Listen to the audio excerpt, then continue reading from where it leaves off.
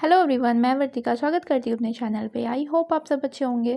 Bihar SCERT summary के लिए जो हमने कई सारे सब्जेक्ट को कवर कर लिया था। अभी पॉलिटी का क्लास 8 बाकी था। ये लास्ट वीडियो ये 6 to 8 में ये लास्ट वीडियो होगी। 6 to 8 अब पूरा कंप्लीट हो जाएगा बिहार शिक्षक भर्ती को ध्यान में रखते हुए। अगर आपने ये वीडियोज़ नहीं देखी है तो प्लेलिस्ट का लिंक डिस्क्रिप्शन में है, ज़रूर देखिए। 6 to 8 इंपॉर्टेंट है, कई बार आप रिवाइज़ करेंगे। 6 to 8 क्यों, 3 to 5 में ईवीएस है एंड देन 6 to 8 में एसएसटी और ये आपके साइंस वगैरह के टॉपिक्स हैं। तो हम स्टार्ट करते हैं बिना टाइम वेस्ट करे हुए जल्दी से। ये बहुत ही इंपॉर्टेंट है। क्लास 8 सबसे ज़्यादा इंपॉर्टेंट इसलिए है क्योंकि इसमें इंडियन कॉन्स्टिट्यूशन की बात हुई है, जहाँ से सीधे सीधे क्वेश्चन बनते ही हैं। तो चलिए स्टार्ट करते हैं। सबसे पहले यहाँ पे इन्होंने बताया है, एक बात की है, जस्ट एक राइट टू एजुकेशन एक्ट की। तो राइट टू एजुकेशन एक्ट कब का है? 2009 का है। लागू कब होता है? 1 अप्रैल 2010 को होता है। अच्छा, ये आरटीई, वैसे भी आप शिक्षक भर्ती की तैयारी करते हो तो आपको आरटीई के बारे में पता होना चाहिए। तो इसके ऊपर एक सेपरेट वीडियो है, मैं लिंक डिस्क्रिप्शन में दे दूंगी, आप देख सकते हैं वो। तो यहाँ पे क्या बताया गया था? यहाँ पे 6 से 14 वर्ष के सभी बच्चों को फ्री एंड कंपलसरी एजुकेशन की बात की गई है। यहाँ पे एक पॉइंट देखिए, यहाँ थोड़ा सा मिसिंग सा है, लेकिन प्राथमिक स्कूल जो होंगे 1 to 5 वाले वो हर 1 किलोमीटर के दायरे में होंगे, जबकि 6 to 8 वाले जो स्कूल हैं वो हर 3 किलोमीटर के दायरे में होंगे। शिक्षक और छात्र का रेशियो कितना होगा? तो छात्र 30 पे 1 शिक्षक। प्राइमरी स्कूल के लिए क्या रेशियो है? 30:1 का रेशियो है कि 30 छात्रों पे 1 शिक्षक होंगे। ये यहाँ पे नेक्स्ट क्वेश्चन आता है कि संविधान क्या होता है? तो किसी देश को चलाने के लिए कुछ नियमों की आवश्यकता होती है, मूलभूत नियमों की आवश्यकता होती है, जो कि नागरिक और सरकार दोनों को फॉलो करना होता है। इन्हीं नियमों के समूह को हम कॉन्स्टिट्यूशन कहते हैं। हम संविधान का ऐतिहासिक संदर्भ जान लेते हैं कि कैसे इसका निर्माण होता है, संविधान सभा कैसे बनती है। यहाँ से क्वेश्चन बनता है जनरली। तो सबसे पहले बात होती है कि जब भारतीय राष्ट्रीय कांग्रेस का गठन कब होता है? आईएनसी, इंडियन नेशनल कांग्रेस की स्थापना कब होती है? 1885 में होती है। किसके द्वारा की जाती है? एओ ह्यूम के द्वारा की जाती है। आप कॉमेंट करके बताएंगे कि पहला जो अधिवेशन है भारतीय राष्ट्रीय कांग्रेस का वो कहाँ हुआ था और कौन अध्यक्ष थे। इसके ऊपर मैंने सेपरेट वीडियो बनाई है, अगर नहीं देखी है तो आप देख लीजिएगा। अब कांग्रेस की बात यहाँ पे इसलिए हुई है कि कांग्रेस ने ही ये बात, कांग्रेस के नेता ये चाहते थे कि जैसे इंग्लैंड के नागरिकों को जो अधिकार दिए गए हैं वैसे ही भारत के नागरिकों को भी दिए जाएं, इसीलिए वो सवाल करने लगे। तो जलियांवाला बाग हत्याकांड की पिक्चर दिखाई गई है, कब हुआ था? 13 अप्रैल 1919 में हुआ था। नेक्स्ट पिक्चर दिखाई जा रही है यहाँ पे नील की खेती जो मजबूर किया गया था, ये चंपारण सत्याग्रह की है। तो चंपारण सत्याग्रह कब हुआ था? 1917 में हुआ था। चंपारण सत्याग्रह में किसके विरोध में हुआ था? तो 3 कठिया प्रणाली के विरोध में हुआ था। 3 कठिया का मतलब होता है 3/20 भाग पे जो नील की खेती करने के लिए मजबूर किया जाता था। अब यहाँ पे ये लोग भी मांग करने लगे कि मतदान करने की, ऐसे करके मांग करने लगे। नेक्स्ट क्वेश्चन यहाँ से है कि 1920 में आईएनसी ने भारत के लोगों द्वारा अपना संविधान खुद बनाने की स्पष्ट मांग की। और 1928 में, ये क्वेश्चन है, ये एनसीईआरटी क्लास 10th में भी है। 1928 में मोतीलाल नेहरू और कांग्रेस के 8 सदस्यों के साथ मिल करके संविधान का पहला फ्रेमवर्क तैयार किया गया था। तो स्टार्टिंग में जो संविधान का फ्रेमवर्क है वो कब तैयार किया गया? ये बहुत ही गैप दे रखा हुआ है। नेताओं ने भारत के संविधान की एक नई रूपरेखा तैयार की। तो अगर पूछा जाए कि भारत के संविधान की एक फर्स्ट टाइम में जो रूपरेखा या फ्रेमवर्क तैयार हुआ था वो किसके द्वारा हुआ था? मोतीलाल नेहरू और 8 सदस्यों के साथ मिलकर के। कब हुआ था? 1928 में हुआ था। 1928 में हुआ था। यहाँ पे अब भी कई सारे पॉइंट दे रखे हैं, जैसे भारतीय संविधान लिखने की वाली सभा में 299 सदस्य थे। अब मैं इसको अपने तरीके से समझाने की कोशिश करूँगी क्योंकि यहाँ पे थोड़ा सा कम डेटा है, मैं थोड़ा डिटेल में बता दूंगी। होता क्या है, सबसे पहले संविधान सभा की बात किसने की? ठीक है, तो 1934 में एम एन रॉय के द्वारा संविधान सभा की बात की गई। ठीक है, देन 1940 में जब 1938 के करीब जवाहरलाल नेहरू एकदम डिमांड कर देते हैं कि नहीं, हमें अपना संविधान चाहिए बिना किसी बाहरी इंटरफेरेंस के। तो 1940 में, जिसको अगस्त प्रस्ताव बोला जाता है, अगस्त प्रस्ताव में क्या हुआ था? अंग्रेजों द्वारा ये डिमांड को मान लिया गया। देन वो भेजते हैं 1942 में क्रिप्स मिशन। क्रिप्स आते हैं यहाँ पे। क्रिप्स क्या करते हैं? क्रिप्स कहते हैं कि सेकेंड वर्ल्ड वॉर ख़त्म हो जाएगा तब हम आपका जो है कॉन्स्टिट्यूशन बनने देंगे, वो कॉन्स्टिट्यूशन सभा बना देंगे। लेकिन क्रिप्स मिशन फेल हो जाता है। इसी को ही, क्रिप्स मिशन को ही महात्मा गांधी ने पोस्ट डेटेड चेक कहा था। देन आते हैं कैबिनेट मिशन 1946 में, जिसके द्वारा फाइनली कैबिनेट जो कॉन्स्टिट्यूएंट असेंबली है, संविधान सभा है, उसकी स्थापना होने लगती है। अब संविधान सभा की स्थापना होती है तो संविधान सभा में कितने मेंबर थे स्टार्टिंग में? ये जो यहाँ डेटा बताया गया ना 299, ये आज़ादी के बाद का है। अभी मैं स्टार्टिंग से बताती हूँ कि संविधान सभा में कितने मेंबर थे? 289 मेंबर थे। ठीक है, संविधान सभा में 289 मेंबर थे, जिसमें से 296 जो थे वो ब्रिटिश इंडिया के थे, जबकि 93 जो थे वो प्रिंसली स्टेट के थे। जब पहली बार चुनाव हुआ तो उसमें 296 पे प्रिंसली स्टेट वाले नॉमिनेट किए जाते थे, जबकि 296 जो चुने जाते थे इनमें से सबसे ज़्यादा जो वोट मिले थे वो कांग्रेस जीती थी 208, ठीक है, 208 कांग्रेस जीती थी, 73 मुस्लिम जीती थी एंड 15 सीटें जो थी वो अदर को मिली थी। ये हुआ आज़ादी से पहले। अब आज़ादी के बाद की बात करते हैं तो मुस्लिम वाले जितने थे, मुस्लिम लीग के जितने भी मेंबर थे वो तो चले गए पाकिस्तान। तो 299 मेंबर बचे थे कॉन्स्टिट्यूंट असेंबली में आज़ादी के टाइम, एंड इसमें से 229 जो थे, आज़ादी के बाद की बात की जा रही है, 229 जो थे वो ब्रिटिश इंडिया से संबंधित थे, एंड देन 70 जो थे वो आपके प्रिंसली स्टेट से संबंधित थे। तो यहाँ पे यही बताया जा रहा है कि संविधान सभा लिखने वाली सभा में कितने सदस्य थे, 299 सदस्य थे। ये आज़ादी के बाद की बात की गई है, ठीक है। अब उसके बाद प्रारूप समिति के अध्यक्ष कौन रहे थे, तो डॉक्टर भीमराव अम्बेडकर रहे थे। प्रारूप समिति का गठन कब हुआ, ये क्वेश्चन बनता है। तो प्रारूप समिति का गठन हुआ है 29 अगस्त 1947 को हुआ है, ठीक है, 29 अगस्त 1947 को हुआ है। उसके अलावा जो संविधान सभा की जो पहली बैठक है, यहाँ पे दिखाया गया, ये गलत लिखा हुआ है यहाँ पे, पहली जो बैठक है वो 9 दिसंबर 1946 को हुई थी। पहली बैठक कब हुई थी, 9 दिसंबर 1946 को हुई थी। इसमें अस्थायी अध्यक्ष बनाए गए थे सच्चिदानंद सिन्हा, अस्थायी अध्यक्ष बनाए गए थे सच्चिदानंद सिन्हा। देन अगली बैठक होती है 11 दिसंबर को, जस्ट एक दिन बाद 11 दिसंबर को होती है 1946 में। तो इसमें जो परमानेंट अध्यक्ष बनाए गए थे वो डॉक्टर राजेंद्र प्रसाद बनाए गए थे। अब ये तो अध्यक्ष हो गए डॉक्टर राजेंद्र प्रसाद, एंड अगर पूछा जाए वाइस जो प्रेसिडेंट रहे थे या उपाध्यक्ष जो रहे थे वो कौन थे, SC मुखर्जी थे। मैं बोल रही हूँ, आप वो सुनिएगा क्योंकि लिखते नहीं बनता है। SC मुखर्जी थे, एंड जो कॉन्स्टिट्यूशन एडवाइज़र थे, ठीक है, सलाहकार कहेंगे, वो BN राव थे, ठीक है। ये 3 क्वेश्चन आपको याद रखने हैं कि संविधान सभा के अध्यक्ष कौन थे, तो राजेंद्र प्रसाद थे, वाइस प्रेसिडेंट कौन थे, तो SC मुखर्जी थे, एंड जो एडवाइज़र कौन थे, तो BN राव थे। बन के तैयार कब हो जाता है, तो बन के तैयार होता है 26 नवंबर 1949 को बन के तैयार हो जाता है, लेकिन लागू कब किया जाता है, तो लागू किया जाता है 26 जनवरी 1950 को लागू कर दिया जाता है। अब यहाँ पे जो बात हुई थी 1928 में, स्टार्टिंग में हम लोग जाते हैं 1928 के करीब क्या हुआ था, संविधान मोतीलाल नेहरू के द्वारा 8 सदस्यों के साथ मिल करके इन्होंने एक प्रारूप या फिर रूपरेखा तैयार की थी। देन 1931 का एक कराची अधिवेशन है, INC का, कांग्रेस का एक कराची अधिवेशन होता है 1931 में। इसके अध्यक्ष कौन थे, क्वेश्चन पूछा जाता है, तो इसके अध्यक्ष सरदार वल्लभ भाई पटेल रहे थे। इसमें पहली बार क्या किया गया कि संविधान जो भारतीय संविधान की रूपरेखा से संबंधित प्रस्ताव पेश किया गया और मौलिक जो अधिकार होते हैं उसकी मांग की गई थी, ठीक है। 1931 में, आज़ादी से पहले ही इसकी मांग इसमें की गई थी, बात रखी गई थी, ठीक है। अब यहाँ पे उसके अलावा और कौन कौन से प्रस्ताव, जैसे कि सार्वभौमिक वयस्क मताधिकार जिसको यूनिवर्सल एडल्ट फ्रेंचाइज बोलते हैं, स्वतंत्रता समानता अधिकार, ऐसे करके कई सारी बातों प्रस्ताव रखे गए थे। 1934 में संविधान सभा की मांग की गई। 1934 में मैंने बताया भी था MN रॉय ने सबसे पहले इसकी मांग की थी। अब बात जो संविधान सभा का कॉन्सेप्ट इंट्रोड्यूस किया था MN रॉय ने। फिर 1946 में संविधान सभा का गठन हो जाता है, जो कि मैंने अभी डिटेल में बता ही दिया है। इसके अंतरिम अध्यक्ष जो बनते हैं सच्चिदानंद सिन्हा बनते हैं, और जो परमानेंट अध्यक्ष बनते हैं वो डॉक्टर राजेंद्र प्रसाद बनते हैं, ठीक है। ये दोनों ही कहाँ से संबंधित है, बिहार से संबंधित है, इसीलिए इन दोनों का नाम याद रखना और भी इम्पोर्टेंट हो जाता है।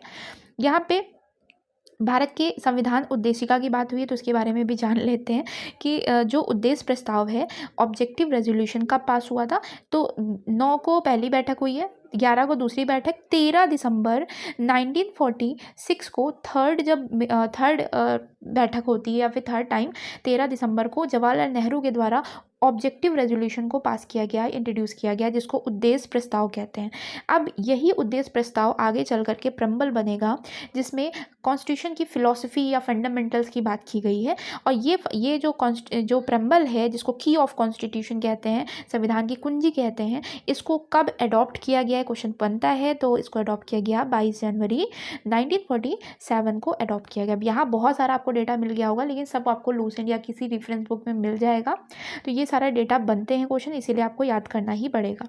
तो संविधान, ये प्रेम्बल की बात हुई तो प्रेम्बल में जो वर्ड्स दे रखे हैं इनको भी याद रखेंगे कि संपूर्ण, प्रभुत्व संपन्न, समाजवादी, निरपेक्ष, लोकतंत्र, गणराज्य। यहाँ पे एक क्वेश्चन ये बनता है, लेकिन मैं एक्स्ट्रा जितना हो सकता है मैं बताने की कोशिश करती हूँ जो सेम टाइम पे मुझे याद आता है। एक क्वेश्चन ये बनता है कि SSI मतलब 42 अमेंडमेंट 1976 1976वें संविधान संशोधन के द्वारा सेकुलर सोशलिस्ट इंटीग्रिटी शब्द को जोड़ा गया। सेकुलर मतलब पंथ निरपेक्ष, समाजवादी और राज्य की अखंडता शब्द को जोड़ा गया। ठीक है, और जो 42 अमेंडमेंट अभी मैंने बात की ना, 42 अमेंडमेंट 1976, इसको मिनी कॉन्स्टिट्यूशन भी बोला जाता है क्योंकि इसमें बहुत सारे संशोधन हुए थे। एक दो क्वेश्चन और तैयार कर लीजिएगा कि जो नेशनल फ्लैग है उसको कब अडॉप्ट किया गया था। तो नेशनल फ्लैग को 22 जुलाई 1947 को अडॉप्ट किया गया था। ठीक है, एंथम को कब किया गया, या नेशनल एंथम या नेशनल सॉन्ग को कब किया गया, तो 24 जनवरी संविधान लागू होने के 2 दिन पहले जो राष्ट्रगान है, राष्ट्रगीत है, उसको अडॉप्ट कर लिया गया था। तो ये हो गई बात। एंड नेक्स्ट क्वेश्चन आता है कि कितने सेशन हुए थे संविधान को बनने में। तो 11 सेशन हुए थे। और कितना टाइम लगा है, तो 2 साल 11 महीने 18 दिन का टाइम लगा है। ठीक है, ये संविधान को बनने में इतना टाइम लगा है। कितना रुपये खर्च हुआ है, तो लगभग 63 लाख यानी कि अप्रॉक्स में 64 लाख रुपये का खर्चा आया था। संविधान में जो मूल्य यूज़ किए गए हैं वो जो प्रेम्बल में दे रखे हुए हैं वो लोकतंत्र है, स्वतंत्रता है, समानता है, न्याय और धर्मनिरपेक्षता है। अब सेकुलर का मतलब क्या होता है कि देश का कोई भी धर्म नहीं है, मतलब सभी धर्म को वैल्यू दी गई है। लेकिन जो प्रेम्बल है ना उसमें धर्मनिरपेक्ष शब्द का यूज़ नहीं हुआ है, पंथ निरपेक्ष शब्द का यूज़ हुआ है। इसको याद रखिएगा। अभी यहाँ पे इसको डिटेल में बता दिया गया कि लोकतंत्र का मतलब क्या है, डेमोक्रेसी का मतलब क्या है। मतलब जो लोगों की भागीदारी से है कि लोगों द्वारा सरकार का चुनना। ठीक है, लोगों द्वारा शासन जो होता है उसको हम लोकतंत्र कहते हैं। अब स्वतंत्रता की बात हुई है तो अभी हम लोग मौलिक अधिकार को पढ़ेंगे ही अगले चैप्टर में। तो यहाँ बात की गई है कि इसको स्थापित करने के लिए, जो स्वतंत्रता वगैरह को देने के लिए क्या किया गया है, संविधान में मूल अधिकार दे रखे हुए हैं, मौलिक अधिकार दे रखे हैं, फंडामेंटल राइट। कौन से पार्ट में आता है, पार्ट 3 में आता है। जबकि राज्य के नीति निर्देशक तत्व कौन से पार्ट में है, कौन से भाग में है, 4 भाग में, चौथे भाग में। भाग के का मतलब क्या है कि जो हमारा संविधान है उसमें टोटल कितने भाग हैं, 22 भाग हैं। मूल संविधान में कितने आर्टिकल थे, 395 आर्टिकल थे। मूल संविधान जो मेन संविधान बना था 395 आर्टिकल थे। और कितने शेड्यूल थे, अनुसूची थी 8 अनुसूची थी। बाद में 4 अनुसूची और बढ़ाई गई हैं। तो अभी टोटल कितनी अनुसूची हो गई हैं, 12 अनुसूची, 12 शेड्यूल हो गए हैं। सामाजिक न्याय का मतलब क्या होता है, देखिए न्याय की जो बात की गई है प्रेम्बल में, वो सामाजिक, आर्थिक, राजनीतिक 3 प्रकार के न्याय की बात की गई। सामाजिक न्याय का मतलब होता है कि समाज के जो पिछड़े हुए वर्ग हैं उनको बराबरी में लाया जाए, मतलब बराबर से उनको स्थापित किया जाए। तो ये बात जस्ट एक अवेयरनेस का था टॉपिक। यहाँ पे होता है ये सेकंड चैप्टर है धर्मनिरपेक्षता और मौलिक अधिकार, फंडामेंटल राइट्स और सेकुलरिज्म क्या होता है। धर्मनिरपेक्षता की आवश्यकता क्यों हुई कि भारत में विश्व के 8 प्रमुख धर्मों को मानने वाले लोग रहते हैं। तो भारत में मेनली 8 धर्म के लोग रहते हैं। कौन कौन से, हिंदू, इस्लाम, सिख, ईसाई, पारसी, बौद्ध, जैन, यहूदी। तो संविधान जो निर्माता थे उनके सामने एक बड़ी चुनौती ये थी कि किसी भी धर्म को दबाया ना जाए। तो इसीलिए इस देश का कोई भी धर्म नहीं है। हमारे देश का, जैसे कि अगर पाकिस्तान की बात करें तो वो एक इस्लामिक कंट्री है, लेकिन इंडिया ऐसा कोई भी, मतलब इसमें कोई किसी धर्म की बात नहीं की गई है। राज्य का कोई भी धर्म नहीं है, यही कहता है धर्मनिरपेक्ष, सेकुलरिज्म। ठीक है, सेकुलरिज्म का मतलब होता है कि राज्य किसी एक धर्म को बढ़ावा नहीं देता है। धर्मनिरपेक्षता का क्या अर्थ होता है, तो धर्म को राज्य से अलग रखने के इसी विचार को धर्मनिरपेक्षता कहते हैं। मतलब कि राज्य का कोई भी धर्म नहीं रहेगा, ये यहाँ पे यही जस्ट बात बताई जा रही है। एंड इसको कैसे लागू किया गया, जैसे उदाहरण के लिए 18 वर्ष से अधिक के नागरिकों को वोट डालने का अधिकार है, वो किसी भी धर्म के हों। 6 से 14 वर्ष के सभी बच्चों को फ्री एंड कंपलसरी एजुकेशन पाने का अधिकार है, तो वो भी किसी भी धर्म के हों। यहाँ पे एक और बात बताई जा रही है कि धर्मनिरपेक्षता का मतलब ये भी है कि राज्य या सरकार के किसी भी कार्यालय में, जैसे सरकारी स्कूल, कॉलेज, थाना, इनमें कोई भी एक धर्म से रिलेटेड चिन्ह या मूर्ति या चित्र इनको नहीं लगाया जाएगा, जिससे ये पता चले कि किसी एक धर्म को अधिक महत्व दिया जा रहा है। और यहाँ पे कुछ रियायत भी दी गई है कुछ धर्म को लेकर के, जैसे कि सिख धर्म में वो कृपाण रखा जाता है। तो इन्होंने, जैसे कि अगर सार्वजनिक स्थल पे हथियार ले जाना मना है, लेकिन जो सिख धर्म के लोग हैं वो 6 इंच तक की कृपाल रख सकते हैं। अब आ जाता है मोस्ट इंपॉर्टेंट टॉपिक, मौलिक अधिकार, फंडामेंटल राइट। फंडामेंटल राइट क्या होते हैं? वे अधिकार हैं जिसे किसी भी व्यक्ति के आत्मसम्मान के लिए मानसिक और शारीरिक रूप से एक स्वस्थ, आत्मनिर्भर, आज़ाद जीवन जीने के लिए ज़रूरी है। तो ये डेफिनेशन हो गई। ऑब्वियसली डेफिनेशन तो नहीं आएगी। क्वेश्चन आता है कि कौन से पार्ट में है ये संविधान के, कौन से पार्ट में है, कौन से भाग में है? थर्ड, तीसरे पार्ट में है संविधान। इसकी ये कहाँ से लिया गया है? जो मौलिक अधिकार है ये कौन से देश से, कॉन्सेप्ट कहाँ से लिया गया है? तो अमेरिका से लिया गया है। ठीक है, अमेरिका से लिया गया है। मौलिक अधिकारों को क्या बोला जाता है? कि मैग्ना कार्टा कहा जाता है।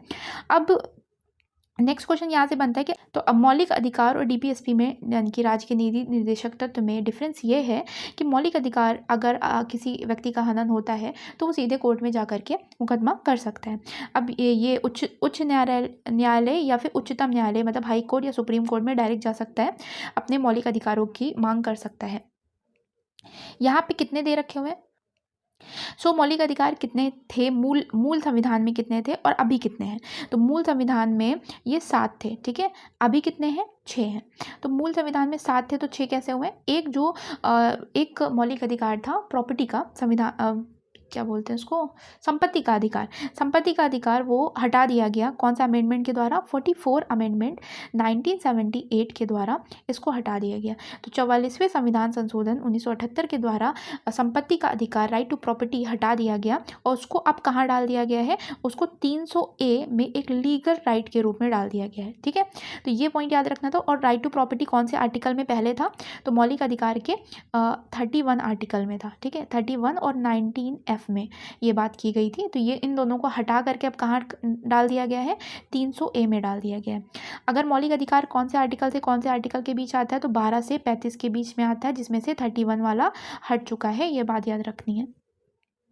तो यहाँ तक बात हो गई सारी क्लियर। नाउ अब हम स्टार्ट करते हैं। जो 6 पार्ट हैं, 6 मौलिक अधिकार हैं, कौन कौन से हैं? तो पहला तो है समता का अधिकार। ठीक है, राइट टू इक्वालिटी। सेकंड है राइट टू फ्रीडम, नहीं दे रखा है क्या?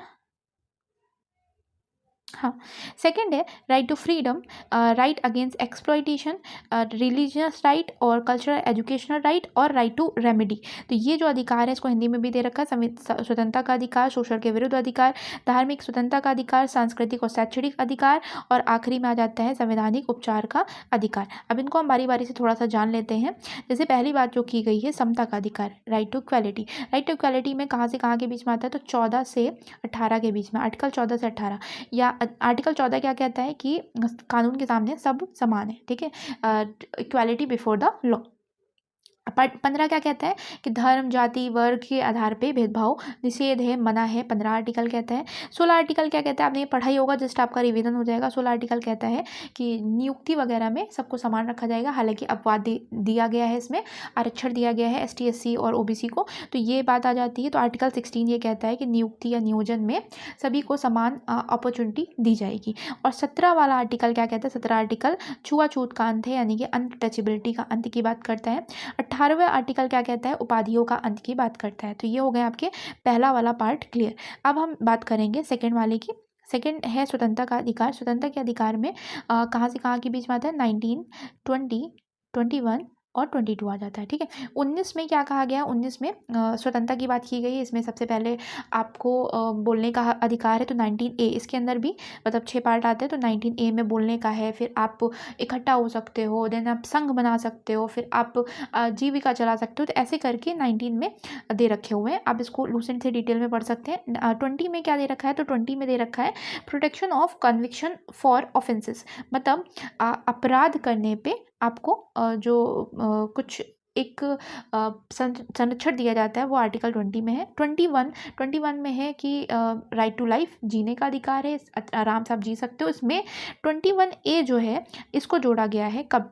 21A बहुत इंपॉर्टेंट है शिक्षा भर्ती के हिसाब से, कि 21A को 86 अमेंडमेंट 2002 में जोड़ा गया था। ठीक है, हाँ। अब आर्टिकल 22 में क्या है? तो आर्टिकल 22 में गिरफ्तारी से संबंधित प्रोटेक्शन की बात की गई। इसे जैसे कि 24 घंटे के अंदर आपको न्यायालय के समक्ष उपलब्ध कराया जाएगा। तो ये इस तरीके से, और आपको कारण जानने का अधिकार है कि क्यों आपको गिरफ्तार किया गया, अपनी पसंद का वकील लेने का अधिकार है। तो ये आर्टिकल 22 में है। ठीक है, आर्टिकल 20 में क्या था? आर्टिकल 20 में अपराधियों को जो संरक्षण के अधिकार दे रखे हुए हैं, जैसे कि आपने इसमें भी ये बात की गई है आर्टिकल 20 में, कि अगर कोई अपराधी है, उसने अभी के टाइम पे जो भी अपराध किया है तो इस टाइम पे जो कानून है उसके अकॉर्डिंग उसको सज़ा दी जाएगी। तो ऐसे करके आप फोर्स नहीं कर सकते हो कबूल करने के लिए। तो ये कुछ अधिकार दे रखे हुए हैं।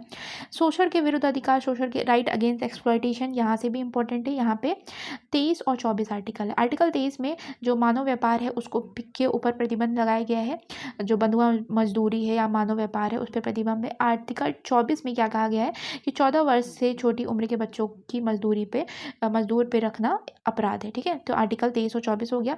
धर्म स्वतंत्रता का अधिकार, जो धार्मिक स्वतंत्रता का अधिकार है, इसमें कहाँ से कहाँ के बीच में आता है, 25 से लेकर के 28 के बीच में आता है। तो इनको भी आप डिटेल में पढ़ लीजिएगा। अभी यहाँ पे डिटेल पहला जैसे कि है कि कोई भी व्यक्ति अपनी पसंद का धर्म चुन सकता है, उसका प्रचार प्रचार कर सकता है, और इसमें टैक्स में रियायत दे रखी है। किसी भी धार्मिक संस्थान में आर्टिकल 28 कहता है किसी भी धार्मिक संस्थान में धर्म से रिलेटेड आप प्रचार प्रसार नहीं कर सकते हो। तो ये हाँ, आर्टिकल 25 से 28 है। तो आर्टिकल 28 ये कहता है कि किसी भी शैक्षिक संस्थान में आप धर्म से रिलेटेड प्रचार प्रसार नहीं कर सकते हो। आर्टिकल अब नेक्स्ट आ जाता है जो 5वां पार्ट है, कल्चरल एंड एजुकेशनल राइट। इसमें कौन कौन से आते हैं, 29 एंड 30। ठीक है, 29 एंड 30। इसमें 29 की हम बात करते हैं तो 29 में ये अल्पसंख्यक को, जो माइनॉरिटी है समुदाय, उनसे संबंधित है कि वो अपनी जो धार्मिक धर्म है, भाषा है, कल्चर है, उसको संरक्षण दे सकते हैं, उसको बचाने का पूरा पूरा अधिकार है उनको। एंड नेक्स्ट है जो आर्टिकल 30 है वो कहता है कि अल्पसंख्यक समुदाय अपनी पसंद का जो शैक्षिक स्थान है वो खोल सकते हैं, इसमें सरकार उनको मदद करेगी। नेक्स्ट आ जाता है संवैधानिक उपचार, कॉन्स्टिट्यूशनल रेमेडी। कॉन्स्टिट्यूशनल रेमेडी बहुत ही इंपॉर्टेंट है क्योंकि ये क्या कहता है, ये कहता है कि अगर किसी नागरिक का मौलिक अधिकार का हनन हो रहा है तो उसे अदालत जाने का अधिकार है। इसमें कॉन्स्टिट्यूशनल रेमेडी कितनी है, तो इसमें 5 प्रकार की हैं। अब ये यहाँ पे इसको भीमराव अम्बेडकर ने क्या बोला था, इसको सोल बोला है, संविधान की सोल, संविधान की आत्मा कहा था भीमराव अम्बेडकर के ने। ठीक है, ये किस में आता है, आर्टिकल 32 में आता है, क्योंकि 31 तो हट चुका है, तो आर्टिकल 32 में आता है। इनके बारे में पढ़ लीजिएगा। इसमें भी कई होते हैं, जैसे बंदी प्रत्यक्षीकरण, प्रतिषेध, ऐसे करके हैं, तो उन 5 के नाम आपको याद रखने होंगे। अब देखिए यहाँ पे अल्पसंख्यक कैसे कहा जाएगा, कैसे पता चलेगा ये अल्पसंख्यक है। तो अल्पसंख्यक क्या होता है कि कोई अल्पसंख्यक है या नहीं, ये इस बात पर निर्भर करता है कि वो कहाँ रहते हैं। जैसे कि मराठी जो है वो महाराष्ट्र में वो अल्पसंख्यक नहीं है, लेकिन पश्चिम बंगाल में वो अल्पसंख्यक बोले जाते हैं। तो ये यहाँ पे वही जो मैंने आर्टिकल बताया उन्हीं को बताया जा रहा है कि वो अपने धर्म को, अपनी संस्कृति को, अपनी भाषा को, अपने मतलब कल्चर को बचाने के लिए उनको संरक्षण दिया जाएगा। उनका ये अधिकार है कि वो उनको बचाएं। और आर्टिकल 30 ये कहता है कि आप वो शैक्षिक संस्थान खोल सकते हैं और इसके लिए सरकार उसकी मदद करेगा। ये देखिए, ऐसी संस्थाएं अनुदान या मान्यता के लिए सरकार उन्हें अनुदान या मान्यता देती है, मतलब सरकार ऐसी संस्थाओं को खोलने में मदद करेगी। पार्लियामेंट्री फॉर्म ऑफ गवर्नमेंट, ये कहाँ से लिया गया है, ये यूके से लिया गया है। ये कॉन्सेप्ट कहाँ से लिया गया है, यूके से लिया गया है। सो पार्लियामेंट का गठन कब होता है, तो कैसे होता है, तो पार्लियामेंट की बात होगी तो आर्टिकल जान लेते हैं। 79, 80 और 81। 79 में देश की एक पार्लियामेंट होगी, इसकी बात की गई है। 80 में राज्यसभा की बात की गई है और 81 में लोकसभा की बात की गई है। तो इन्हीं को हम डिटेल में जानेंगे कि भारतीय संसद के 3 अंग हैं, राष्ट्रपति, लोकसभा और राज्यसभा। लोकसभा की बात करते हैं तो लोकसभा, संसद के 2 सदन होते हैं, 2 हाउस हैं, लोकसभा और राज्यसभा। लोकसभा को निम्न सदन बोलते हैं, मतलब लोअर हाउस बोलते हैं। नाम के अनुसार यहाँ बैठने वाले प्रतिनिधि यानी कि लोकसभा सांसद का चुनाव सीधे होता है, मतलब इनका जो चुनाव होता है लोकसभा मेंबर का, ये डायरेक्ट होता है, डायरेक्ट इनका इलेक्शन होता है और ये 5 साल के लिए चुने जाते हैं। अब यहाँ पे बात हो रही है कि कितनी टोटल सीट्स हैं अभी लोकसभा में और मूल संविधान में कितनी थी। तो मूल संविधान की अगर हम बात करते हैं तो लोकसभा में 500 थी, 500, और मैक्सिमम कितनी हो सकती हैं, तो 550 हो सकती हैं। वर्तमान कितनी है, तो वर्तमान 543 है, 543 है वर्तमान। ठीक है, अब यहाँ पे पहले क्या था, 545 थी वर्तमान की अगर हम बात करें तो अब से 3 साल पहले 545 थी, जिसमें 543 तो चुन के आते थे लेकिन 2 नॉमिनेट होते थे। लेकिन अब ये कॉन्सेप्ट हटा दिया गया, जो 2 मेंबर एंग्लो इंडियन नॉमिनेट किए जाते थे 2 राष्ट्रपति के द्वारा, इनको 104 संविधान संशोधन, 104 अमेंडमेंट 2020 के द्वारा हटा दिया गया। ये जो कॉन्सेप्ट है एंग्लो इंडियन को नॉमिनेट करने का, 104 संविधान संशोधन 2020 के द्वारा हटा दिया गया। तो अभी निर्वाचित क्षेत्र कितने हैं, 543 हैं जिन पे चुनाव होता है, उनसे चुन करके सांसद आते हैं। इनके मेंबर को क्या बोलते हैं, तो सांसद बोलते हैं या मेंबर ऑफ पार्लियामेंट एमपी कहते हैं। और ये जो लोकसभा होते हैं तो लोकसभा के सदस्यों में ही अपने में से एक अध्यक्ष चुना जाता है। इस अध्यक्ष को क्या कहते हैं, स्पीकर होता है। इसको ये कौन सा आर्टिकल में है, 93 आर्टिकल में है, ठीक है। पहले जो लोकसभा के अध्यक्ष कौन रहे थे, तो जीवी मावलंकर रहे थे, जीवी मावलंकर रहे थे। राज्यसभा की बात हो रही। अच्छा, एक और बात, लोकसभा क्या है, लोकसभा को भंग किया जा सकता है, जबकि राज्यसभा जो होता है, राज्यसभा स्थायी सदन होता है। तो राज्यसभा को उच्च सदन कहा जाता है, यानी कि अपर हाउस बोला जाता है। ये मुख्य रूप से देश के राज्यों के प्रतिनिधि की तरह कार्य करता है, मतलब राज्यों को रिप्रेजेंट करने का काम करता है। राज्यसभा के सदस्यों का निर्वाचन अप्रत्यक्ष होता है, मतलब इसको डायरेक्ट नहीं चुना जाता है, इनके सदस्यों को इनडायरेक्ट चुना जाता है। राज्यसभा की हम बात करते हैं तो सबसे पहले मूल संविधान में कितना था, तो मैक्सिमम कितने हो सकते हैं, 250 मेंबर हो सकते हैं। राज्यसभा में कितने मेंबर मैक्सिमम हो सकते हैं, 250 हो सकते हैं। वर्तमान में कितने हैं, तो वर्तमान में 245 है, वर्तमान में 245 है। अब ये 250 में से चुने कितने जाते हैं, तो निर्वाचित कितने होते हैं, वो भी अप्रत्यक्ष तरीके से चुने जाते हैं। तो ये 238 मेंबर जो होते हैं वो इलेक्ट किए जाते हैं, जबकि 12 नॉमिनेट किए जाते हैं प्रेसिडेंट के द्वारा। अभी वर्तमान की अगर हम बात करें तो वर्तमान में 245 मेंबर है, तो 245 में से चुने कितने जाते हैं, 233 चुने जाते हैं, जबकि 12 नॉमिनेट किए जाते हैं। इनका जो राज्य के लोग ही, अब इनको चुनता कौन है, तो जो राज्य के लोग ही विधानसभा के सदस्यों को चुनते हैं। फिर विधानसभा के निर्वाचित सदस्य, अब देखिए विधानसभा जो जिसको लेजिस्लेटिव असेंबली कहते हैं, उनको हम लोग चुनते हैं। अब लेजिस्लेटिव असेंबली के जो एमएलए होते हैं वो किसको चुनते हैं, राज्यसभा के सदस्यों को चुनते हैं।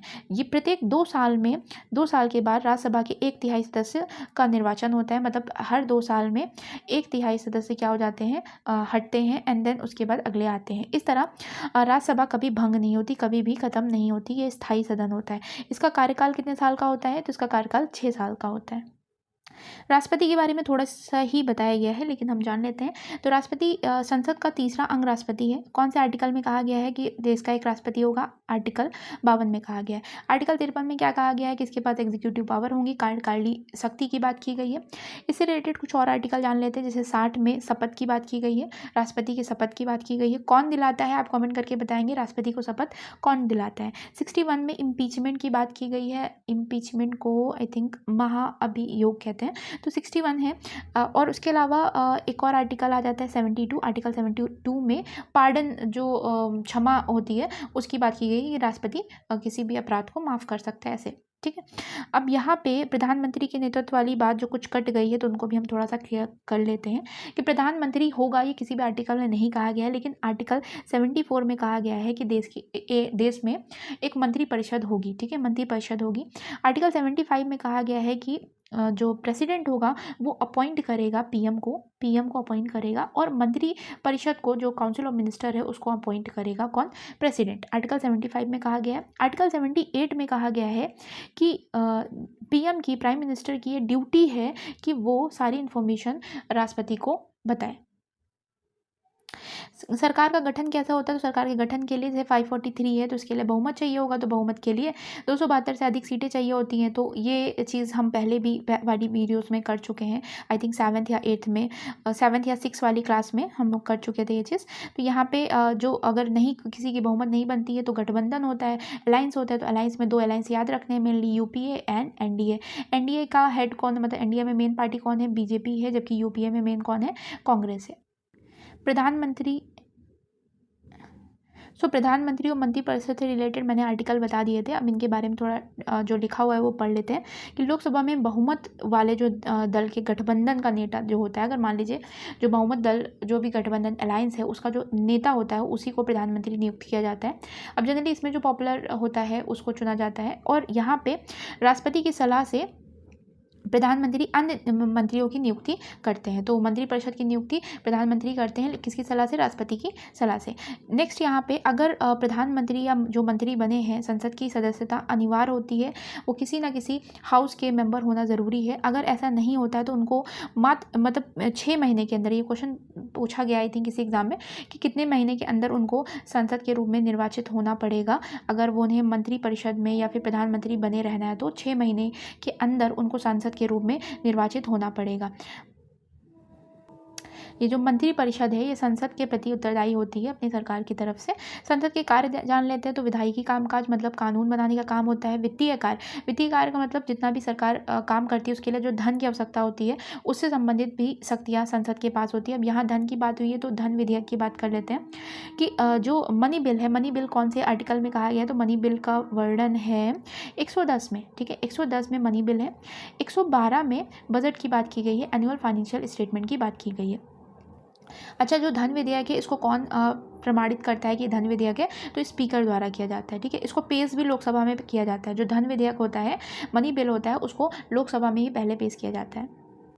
अगला संसद का काम क्या होता है, तो संसद का काम है नियंत्रित करना, मार्गदर्शन देना, जानकारी देना। तो ये जस्ट एक रैंडम है कि क्योंकि अपोजिशन का भी बहुत इंपॉर्टेंट रोल होता है, तो ये क्या करता है, मंत्रिपरिषद से को कंट्रोल करता है, उनसे क्वेश्चन करता है, सरकार की नीतियों पे आलोचना करता है। तो यहाँ पे प्रश्नकाल की बात हुई है, तो जो संसद में सबसे पहला 1 घंटा होता है, पहला 1 घंटा वो कौन सा होता है, प्रश्नकाल होता है, ठीक है, क्वेश्चन आवर होता है। इसमें मंत्रिपरिषद से क्वेश्चन किए जाते हैं। अविश्वास प्रस्ताव क्या होता है, तो अभी रिसेंट में अविश्वास प्रस्ताव लाया भी गया था। तो यहाँ पे क्या होता है कि इसके द्वारा सरकार को हटाए जाने का प्रयास किया जाता है। अब अविश्वास प्रस्ताव मंत्रिपरिषद पर नियंत्रण करने का एक मजबूत तरीका है। यदि संसद को यह लगता है कि मंत्रिपरिषद सही ढंग से काम नहीं कर रही है तो उसके खिलाफ अविश्वास प्रस्ताव लाया जाता है, और अगर ये पास हो जाता है तो फिर सरकार को त्यागपत्र देना पड़ता है। चैप्टर 4 है कानून की समझ। इसमें हम जानेंगे कैसे कोई कानून बनता है। सबसे पहले बात की जा रही कानून कौन बनाता है, तो मैंने बताया भी था इससे पहले वाली चैप्टर में कि संसद द्वारा बनाया जाता है। कानून कितने प्रकार के होते हैं, तो संविधान कानून के लिए इसको लिए हमको चार्ट पढ़ना पड़ेगा। कानून मेनली दो टाइप के हैं, एक है संवैधानिक कानून, दूसरा है सामान्य कानून, कॉन्स्टिट्यूशनल लॉ, और सेकेंड है जनरल कानून। तो अब जनरल कानून जो होता है यानी कि समान कानून जो है वो 2 टाइप का है, सार्वजनिक यानी कि पब्लिक, और व्यक्तिगत मतलब पर्सनल। अब सार्वजनिक वाला फिर अगेन 2 टाइप का है, दीवानी जिसको सिविल कहते हैं, और फौजदारी जिसको क्रिमिनल कहते हैं। यहाँ पे यही सबकी डेफिनेशन दे रखी हुई है कि संवैधानिक कानून वो हो जाते हैं जिनका संविधान में वर्णन है, संविधान में उल्लिखित नियमों को संवैधानिक कानून कहते हैं। अब यहाँ बात हुई है तो संविधान में संशोधन की भी बात कर लेते हैं। कौन से आर्टिकल में है, आर्टिकल 368 में है। आर्टिकल 368 में संविधान में संशोधन किया जा सकता है, और ये कौन से भाग में आता है, तो भाग 20 में आता है, ठीक है। संवैधानिक नियमों के आधार पर कुछ अन्य कानून बनाए गए हैं, जैसे कि उत्तराधिकार कानून, वैवाहिक कानून, दंड विधान। इनको हम जनरल लॉ कहते हैं यानी कि समान कानून कहते हैं। समान कानून 2 टाइप का है, एक व्यक्तिगत है और दूसरा है ये सार्वजनिक वाला। तो व्यक्तिगत को लेकर के इन्होंने एक एग्जाम्पल से समझाया है कि अलग अलग धर्म के लोग अलग अलग तरीके से शादी करते हैं, तो ये व्यक्तिगत हो जाएगा कि किसी व्यक्ति या व्यक्तियों के व्यवहार को जो निर्धारित करता है, नियंत्रित करता है, उसको हम व्यक्तिगत कानून की कोटि में लाते हैं। यहाँ से रिलेटेड एक अभी जो रिसेंट में एक आर्टिकल बहुत ही रहा था न्यूज़ में, आर्टिकल 44 क्या है, तो आर्टिकल 44 है uniform civil code. So article 44 क्या है, आर्टिकल 44 है समान सिविल संहिता, जो कि DPSP है, ठीक है, यानी कि राज्य के नीति निर्देशक तत्व में आता है। उसके अलावा हम बात करते हैं सार्वजनिक कानून क्या होता है। जो सार्वजनिक कानून जो कि व्यक्ति और सरकार के बीच में संपत्ति से संबंधित है, आपराधिक घटनाओं से संबंधित होता है, तो उनको हम पब्लिक लॉ कहते हैं। इनमें कौन कौन सा जाता है, जैसे उपभोक्ता संरक्षण अधिनियम हो जाता है, सहकारिता कानून आ जाता है, दंड विधान, ये सारी चीज़ें आ जाती हैं, ये पब्लिक में आ जाती हैं। पब्लिक 2 टाइप के होते हैं, दीवानी और फौजदारी, यानी कि सिविल लॉ और क्रिमिनल लॉ। सिविल लॉ में क्या आ जाएगा, सिविल लॉ में ज़मीन जायदाद, विवाह से संबंधित झगड़े, अडॉप्शन, ये सारी चीज़ें आ जाती हैं।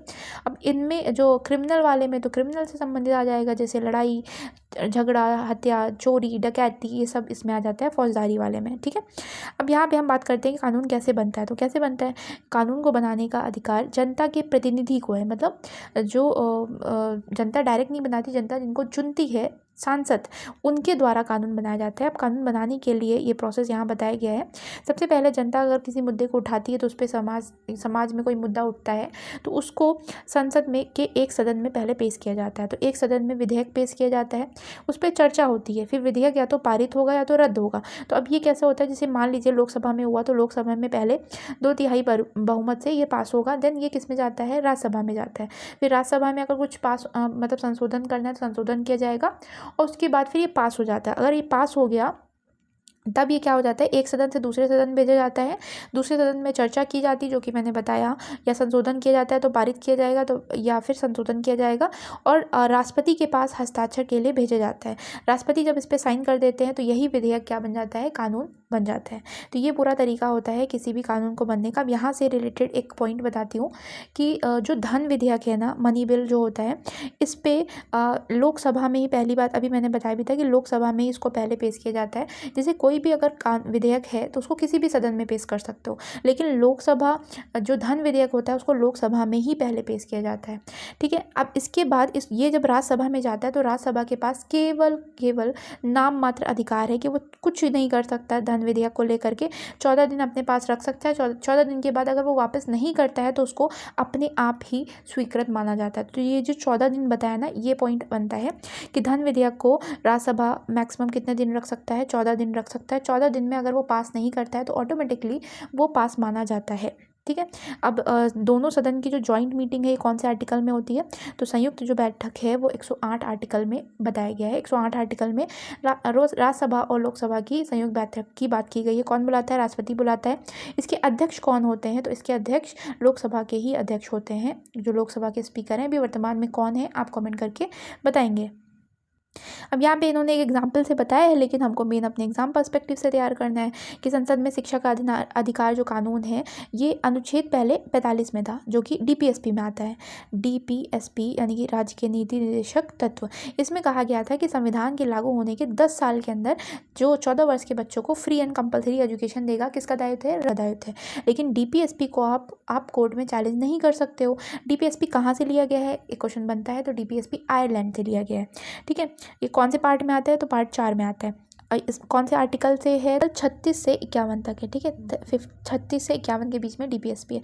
तो यहाँ पे पहले क्या था, आर्टिकल 45 में कि ये बात की गई थी, फ्री एंड कंपलसरी एजुकेशन की बात की गई थी, लेकिन 86 अमेंडमेंट 2002 के द्वारा ये पूरा कॉन्सेप्ट उठा के मौलिक अधिकार में डाल दिया गया, जो कि 21A में डाल दिया गया। तो अब इसकी जगह खाली तो रहेगी नहीं, तो इसमें क्या रखा गया, 6 साल से जो छोटे बच्चे हैं उनके लिए जो ECCE है, अर्ली चाइल्डहुड केयर एजुकेशन, इसकी बात की गई। तो ये जो 6 साल से छोटे बच्चों के लिए पोषण है या फिर उससे संबंधित शिक्षा है, तो उसकी बात इसमें कर दी गई है डीपीएसपी में। ठीक है, अब हम बात करते हैं, यहाँ पे देखिए जस्ट उसको एक स्टोरी के माध्यम से समझाया गया है कि कैसे एक कानून बनता है।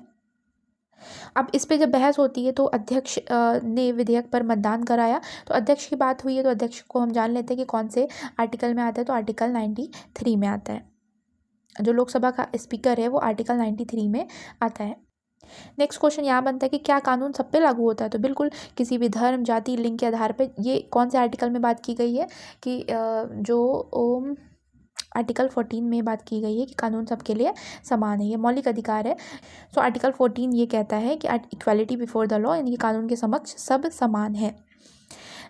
अब यहाँ पे एक एक्ट बताया गया अलोकप्रिय कानून, यानी कि ऐसे भी कानून आए हैं जो कि अलोकप्रिय रहे हैं, उसके बाद उसको निरस्त कर दिया गया। जैसे कि बिहार में 1982 में आया था Bihar press bill. Bihar press bill कब आया था, 1982 में आया था। इसमें ये कहा गया था कि जो राज्य सरकार की आलोचना करेगा, जैसे कि ये वर्नाकुलर प्रेस एक्ट के जैसा था, या व्यक्ति या अखबार या पत्रिका, तो उसको दंडित किया जाएगा। तो वर्नाकुलर प्रेस एक्ट की बात मैंने बोल ही दी है, तो याद कर लेते हैं। 1878 में आया था अंग्रेजों के टाइम में। इसमें किसी भी देश अपना वर्नाकुलर भाषा में, देशीय भाषा में जो अखबार होते थे भारतीयों के द्वारा, अगर वो अंग्रेजों के खिलाफ कुछ बोलते थे तो उनको दंडित किया जाता था। तो 1878 में था। कौन था उस टाइम वाइसराय, लिटन था। ठीक है, लिटन उस टाइम वाइसराय था। तो ये लाया गया था, लेकिन ये सही ऑब्वियसली नहीं सही था, तो इसका विरोध किया गया, फिर ये हटा दिया गया। इसी तरह एक और यहाँ पे उत्तर पूर्व जो नॉर्थ ईस्ट वाले क्षेत्र हैं वहाँ पे सशस्त्र सेना अधिनियम लाया गया था। इसमें सेना को अधिकार दिया गया था कि सेना बिना किसी आदेश के उनकी तलाशी कर सकती है, लोगों के घरों की तलाशी कर सकती है, उनको गिरफ्तार कर सकती है। एक और चीज़ यहाँ पर बात की गई है कि 74 से 76 के बीच में जब आपातकाल लगा था, इमरजेंसी लगी थी, तो उस टाइम पर भी बहुत सख्ती बरती गई थी और इसी तरीके से हो रहा था। अब यहाँ पे बात हुई है जयप्रकाश नारायण की। ठीक है, जिनको लोक नायक भी कहा जाता है। तो लोक नायक की उपाधि किसको मिली थी, जयप्रकाश नारायण को मिली थी। इन्होंने 1974 में संपूर्ण क्रांति की बात की थी। संपूर्ण क्रांति किसके लिए, इमरजेंसी के अगेंस्ट में, जो उस समय आपातकाल लगा था उसके अगेंस्ट में 1974 में संपूर्ण क्रांति का नारा दिया था। अब यहाँ पे इमरजेंसी की बात हुई है तो उनके बारे में भी जान लेते हैं। कौन से पार्ट में आता है? पार्ट 18 में आता है। कौन से आर्टिकल हैं? तो आर्टिकल 52, 352, 356 और 360 है। तो 352 में नेशनल इमरजेंसी है, 356 में स्टेट इमरजेंसी है, जबकि 360 में फाइनेंशियल इमरजेंसी की बात की गई। तो चैप्टर 5 है न्यायपालिका, जुडिशरी। इसमें हम सर्वोच्च न्यायालय, उच्चतम न्यायालय और जिला न्यायालय इनके बारे में जानेंगे। सबसे पहले यहाँ एक स्टोरी के माध्यम से बात हुई है कि एक गीता नाम की लड़की है जो अपना अधिकार चाहती है पैतृक संपत्ति में। तो ये कौन से अधिनियम के द्वारा है? तो हिंदू उत्तराधिकार अधिनियम के तहत। तो ये कब आया था? अब इसकी बात हुई है कि इसके तहत है क्या कि पिता की संपत्ति में बेटा हो या बेटी हो सभी का हकदार होता है। तो ये कब का एक्ट है? हिंदू सक्सेशन एक्ट 1956 है।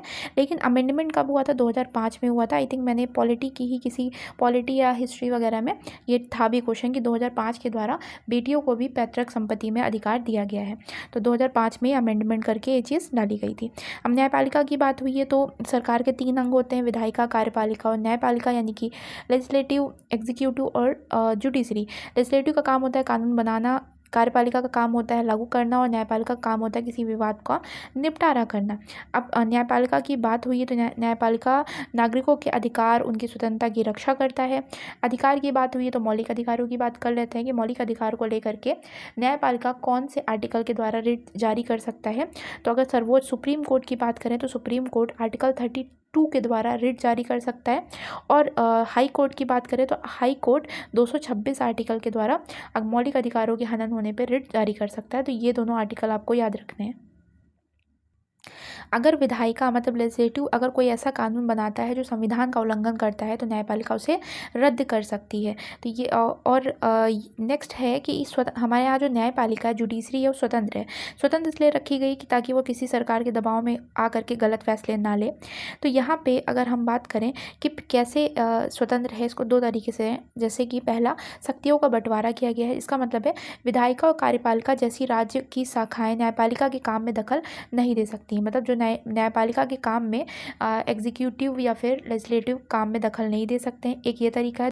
सो सेकंड मेथड ये होता है कि इसमें जो न्यायाधीशों की नियुक्ति प्रक्रिया में सरकार का सीधा हस्तक्षेप नहीं होता है। मतलब जो उच्च न्यायालय है या उच्चतम न्यायालय है, सुप्रीम कोर्ट है, उसमें जज की जो नियुक्ति होती है उसमें सरकार का सीधा हस्तक्षेप नहीं होता। इस तरीके से भी ये स्वतंत्र है। तो 2 तरीके से ये स्वतंत्र है वो अपने निर्णयों को, लेकिन फिर भी कभी कभी ऐसा देखा गया है कि कुछ ना कुछ कहीं ना कहीं गलत तरीके से जज को पैसे दे करके, रिश्वत दे कर खरीद लिया जाता है, जिससे न्यायपालिका की जो मेन संरचना है उसमें विवाद या फिर उस पर एक क्वेश्चन मार्क आता है। अब न्यायपालिका की संरचना की बात करते हैं तो इसका शेप कैसा है? पिरामिड शेप का है। पिरामिड में सबसे नीचे स्तर पे कौन आता है? जिला या अधीनस्थ न्यायालय आता है, मतलब डिस्ट्रिक्ट कोर्ट आता है। उच्च न्यायालय बीच में आता है, हाई कोर्ट जिसको कहेंगे, और सबसे ऊपर आता है सुप्रीम कोर्ट। ठीक है, सुप्रीम कोर्ट। तो अब आर्टिकल की बात कर लेते हैं। तो हाई कोर्ट कौन से आर्टिकल में है? तो हाई कोर्ट 214 आर्टिकल में है, जबकि सुप्रीम कोर्ट कौन से आर्टिकल में है? 124 आर्टिकल में है। तो ये दोनों आर्टिकल याद रखेंगे। 124 में सुप्रीम कोर्ट है, जबकि 214 में हाई कोर्ट। जो डिस्ट्रिक्ट कोर्ट है वो हर जिले में होता है। तो राज्य कई जिलों में बटा है, जिले में जिला न्यायाधीश होते हैं। तो जो डिस्ट्रिक्ट जज होते हैं, उसके अलावा उच्च न्यायालय जो होता है, उच्च न्यायालय राज्य की जो कैपिटल सिटी है वहाँ होगा। जैसे बिहार में कहाँ पे है? तो बिहार में पटना में है। सर्वोच्च न्यायालय सुप्रीम कोर्ट कहाँ पे है? तो ये देश का सबसे बड़ा न्यायालय होता है, ये राजधानी नई दिल्ली में स्थित है। अब सर्वोच्च न्यायालय का जो फैसला होता है वो सभी न्यायालयों को मानना होता है। इसके अपील के प्रावधान का भी एक विशेष स्थान है, इसमें अपील भी किया जा सकता है, लेकिन इसके द्वारा जो फैसला लिया जाता है वो बाकी की अदालत को मानना होता है। ठीक है। सो यहाँ पे एक बहुत ही इंपॉर्टेंट पॉइंट दे रखा हुआ है कि अधीनस्थ अदालतें जो होती हैं उनको कई अलग अलग नामों से जाना जाता है। जैसे ट्रायल कोर्ट कहते हैं, डिस्ट्रिक्ट कोर्ट कहते हैं, अतिरिक्त सत्र न्यायाधीश या सत्र न्यायिक मजिस्ट्रेट, सिविल जज न्यायालय के नाम से जाना जाता है। हाई कोर्ट की बात करते हैं तो हाई कोर्ट की स्थापना सबसे पहले कहाँ हुई थी? 1862 में कलकत्ता, मुंबई और मद्रास यानी कि चेन्नई में की गई थी। तो 1862 में, क्योंकि 3 प्रेसिडेंसी शहर थे, ठीक है, 3 प्रेसिडेंसी सिटीज़ थे उस टाइम पे, अंग्रेजों के टाइम पे, तो इसकी स्थापना सबसे पहले हुई थी।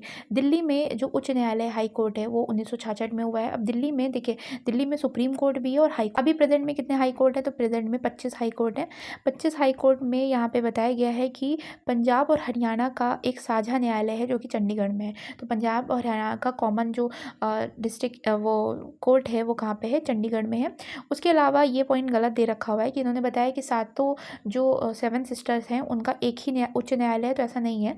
हाँ, ये है कि अरुणाचल प्रदेश और असम का एक हो जाता है, मेघालय का अपना है, मेघालय का है, मणिपुर का है, त्रिपुरा का है, तो ऐसे करके उनके अपने अपने खुले हुए हैं न्यायालय। अब लोगों तक पहुंच बनाने के लिए जो हाई कोर्ट की राज्य के अन्य हिस्सों में ब्रांचेस भी होती हैं, ठीक है, ताकि लोग आसानी से अगर मेन हाई कोर्ट में नहीं पहुंच पा रहे हैं तो उनकी शाखाओं में पहुंच सकें। आम आदमी की न्याय तक पहुंच कैसे होती है, तो आम आदमी के लिए, गरीब आदमी के लिए बहुत दिक्कत होती है कि वकीलों का पैसा देना और ऐसे भाग दौड़ कर पाना। इसीलिए यहाँ पे सरकार के द्वारा क्या किया गया है कि न्यायाधीशों की नियुक्ति गरीब लोगों के लिए निःशुल्क और कम पैसे में कानूनी सहायता की व्यवस्था की गई है। लोक अदालत, जनहित याचिकाएं, ये सारी चीज़ें शामिल की गई हैं। यहाँ पे एक अधिनियम लाया गया था जो कि इम्पोर्टेंट है, यही याद रखना आपको कि सरकार का यह संवैधानिक दायित्व है कि वह सुनिश्चित करे कि भारत का कोई भी नागरिक गरीबी या किसी अन्य असमर्थता के कारण न्याय पाने से वंचित न रह सके, क्योंकि कानून के सामने सब समान है। उद्देश्य की प्राप्ति के लिए भारत सरकार द्वारा एक विधिक सेवा प्राधिकार अधिनियम 1987 लाया गया था। तो ये अधिनियम कौन सा है? विधिक सेवा प्राधिकार अधिनियम 1987 पारित किया गया था, जो कि प्रभावी लागू कब होता है? 1995 से लागू होता है। इसके द्वारा क्या किया गया? इस अधिनियम के अंतर्गत राष्ट्रीय विधिक सेवा प्राधिकरण, मतलब नेशनल लेवल पे हाई कोर्ट विधिक सेवा समिति बनाई गई, राज्य विधिक सेवा समिति बनाई गई, उच्च न्यायालय विधिक सेवा समिति, जिला विधिक सेवा प्राधिकरण, अनुमंडल, इन सारी समितियों का गठन किया गया। तो इनके द्वारा, मतलब जिसके द्वारा जो गरीब लोग हैं उनको फ्री जो न्यायिक कंसल्टेंट है वो दिया जाएगा। उसके अलावा उनको सहायता प्रदान की जाएगी। इसमें क्या क्या किया गया कि क्या कार्य करने होते हैं? तो विधिक सहायता प्रदान करना, फ्री विधिक सहायता प्रदान करना, लोक अदालतों का आयोजन करना और विधिक सहायता उपलब्ध कराने के लिए कम खर्चीली योजनाएं तैयार करना कि ज़्यादा खर्चा भी ना लगे।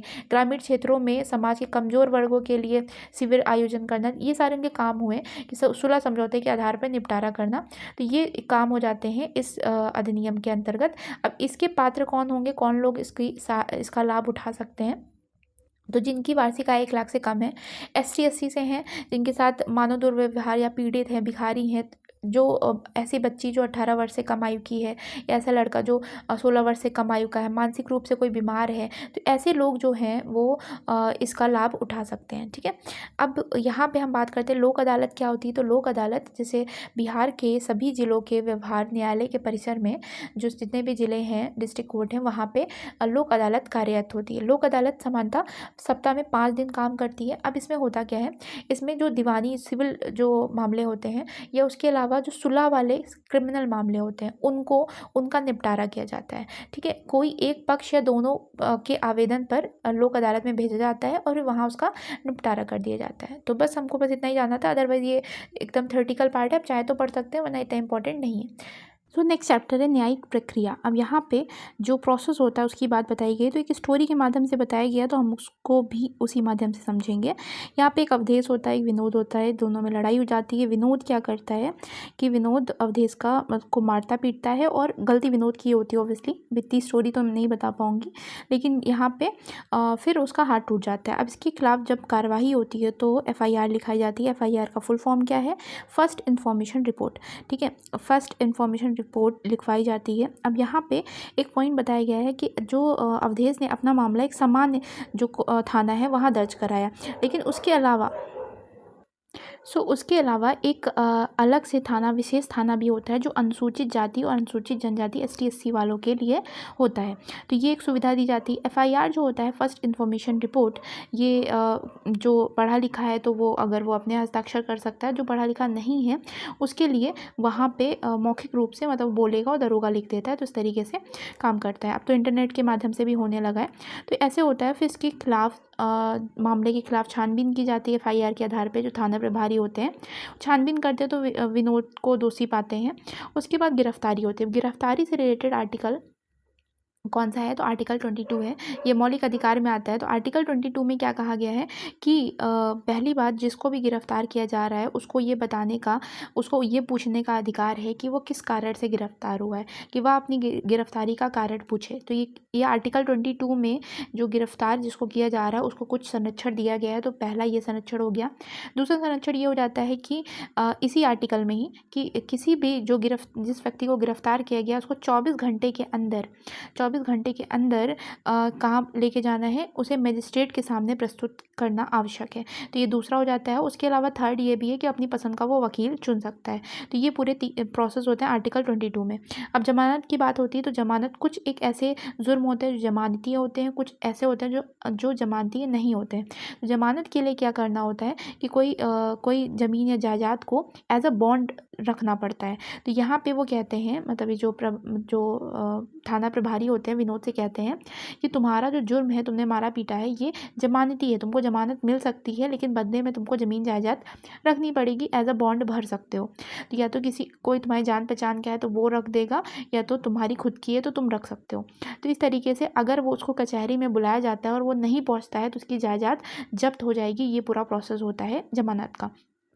अब जो कुछ गैर जमानती अपराध भी होते हैं, जैसे कि डकैती, कत्ल, रिश्वत, चोरी, यानी कि जो क्रिमिनल वाले होते हैं, खतरनाक वाले, ये गैर जमानती होते हैं, लेकिन इनमें भी जमानत मिल सकती है अगर मजिस्ट्रेट से अर्जी की जाए और मजिस्ट्रेट मान जाता है तो जमानत मिल सकती है। अब यहाँ पे विनोद वाले केस में क्या होता है, पहली पेशी होती है। पहली पेशी वहाँ पे जिला मुख्यालय में होती है और वहाँ पे इसको अगली पेशी के लिए फिर बुलाया जाता है। 25 दिन के बाद फिर पेशी के लिए बुलाया जाता है। अब 25 दिन के बाद जब फिर पेशी होती है तो गवाह ये अपनी तरफ से गवाह लेकर के आता है, उधर सरकारी गवाह होते हैं। तो इस तरीके से इसको 4 साल की सज़ा मिल जाती है। अब 4 साल की सज़ा मिल जाती है विनोद को, तब ये क्या करता है, अपील करता है आगे जा कर के सेशन कोर्ट में। तो सेशन कोर्ट में अपील करता है। अब सेशन कोर्ट में क्या होता है जानते हैं। सेशन कोर्ट में अपील करने के बाद यहाँ पे जो सत्र न्यायाधीश है मजिस्ट्रेट के ऊपर होते हैं, जो सेशन जज होते हैं ये मजिस्ट्रेट के भी ऊपर होते हैं। मजिस्ट्रेट का फैसला बदल सकते हैं, तो यहाँ पे इसकी सज़ा कम कर दी जाती है। अब की बार क्या होती है, पहली बार तो इसकी सज़ा स्थगित कर दी जाती है, 2 साल तक केस चलता रहता है और फिर इसको 4 साल की जो सज़ा मिली थी उसको 3 साल कर दिया जाता है।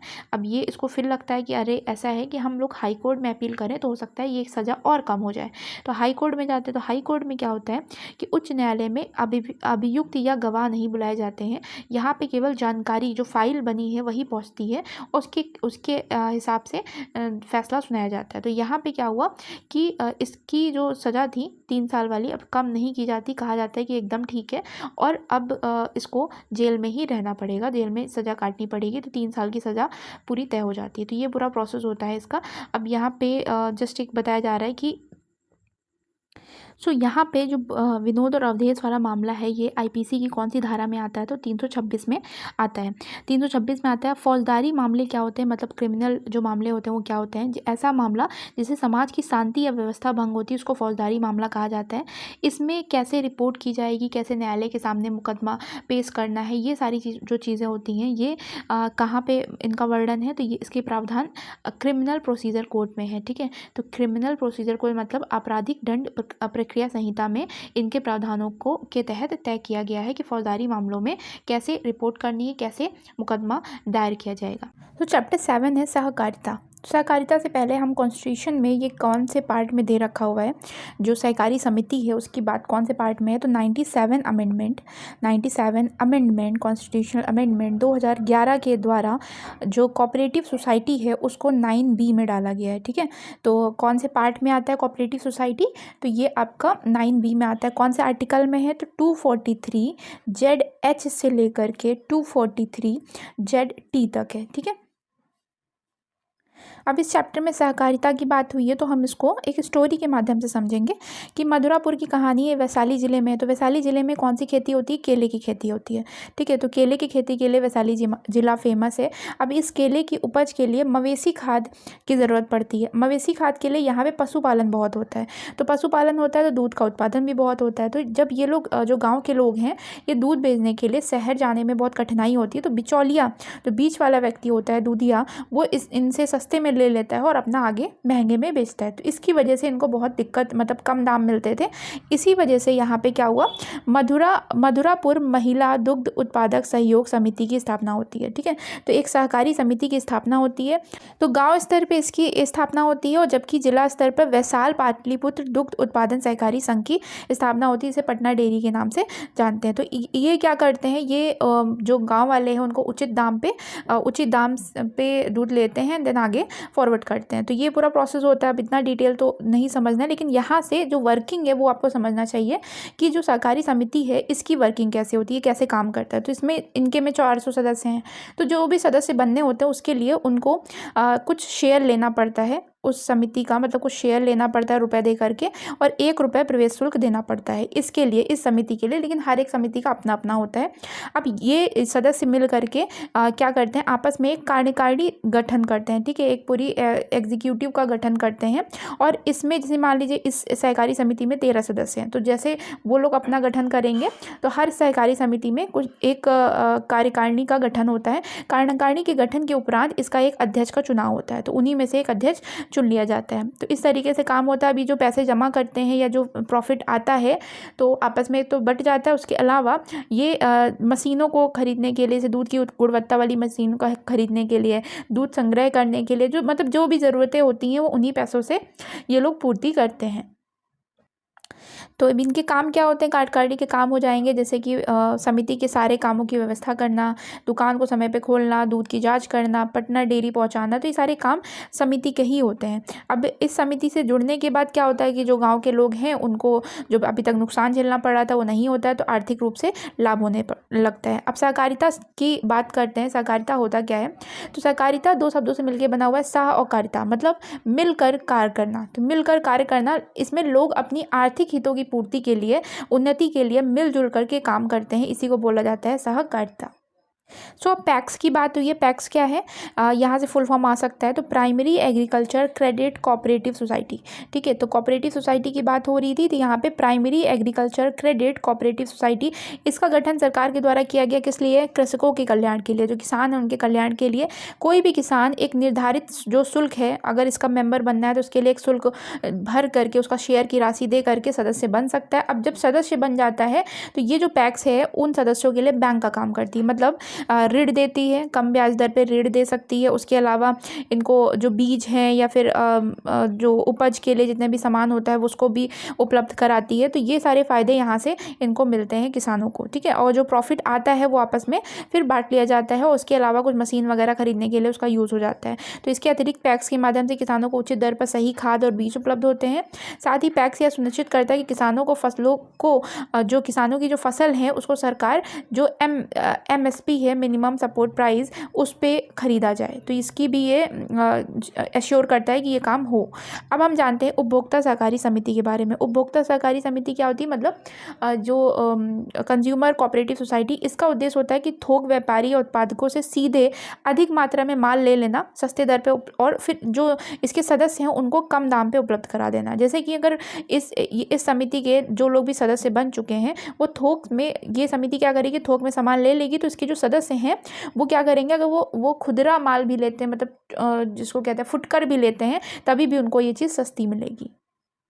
नेक्स्ट टॉपिक है कि सहकारी समिति की विशेषताएं क्या होती है। तो विशेषता ये है कि इसका सदस्य कोई भी बन सकता है, ठीक है। इसकी सदस्यता जो होती है स्वैच्छिक होती है, अपनी इच्छा से जो भी बनना चाहे वो बन सकता है, और इसमें किसी भी प्रकार का बंधन नहीं होता, मतलब सबके लिए समान है। कोई भी धर्म जाति ऐसे करके ये कोई भी फाउंडेशन नहीं होती है, जिसको भी बनना है वो बन सकता है। लेकिन कमियाँ क्या है, कमी ये होती है कि अगर इसका कोई सदस्य कोई गलत, जो पात्र इंसान नहीं है वो बन जाता है, तो इसकी जो फ़ायदे हैं वो गलत तरीके से वितरण होने लगते हैं। तो ये कमज़ोरी है कि अगर जो गलत लोग हैं वो अगर इसका सदस्य बन जाते हैं तो उसका गलत प्रभाव पड़ता है।